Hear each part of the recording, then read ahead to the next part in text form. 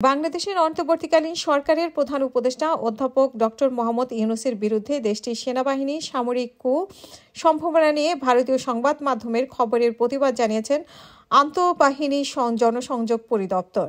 খবরে প্রকাশিত তথ্য মিথ্যা ও বানোয়াট বলে মঙ্গলবারে এক বিবৃতিতে জানিয়েছেন আইএসপিআর।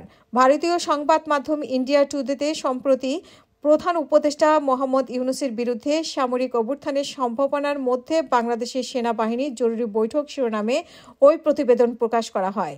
আইএসপিআর জানিয়েছে যে সেনাবাহিনীতে কোনো জরুরি বৈঠকের আয়োজন করা হয়নি। যেটি অনুষ্ঠিত হয়েছে সেটি একটি নিয়মিত বৈঠক ছিল, কিন্তু নিয়মিত বৈঠকে জরুরি হিসেবে বর্ণনা করে বিশ্বাসযোগ্য কোনো সূত্র বা প্রমাণ ছাড়াই প্রতিবেদনটি তৈরি করা হয়েছে। ফলে সংবাদটি বাংলাদেশ সেনাবাহিনী সম্পর্কে ভিত্তিহীন গুজব ছড়ানোর প্রচেষ্টা হিসেবে উল্লেখ করেছেন তারা।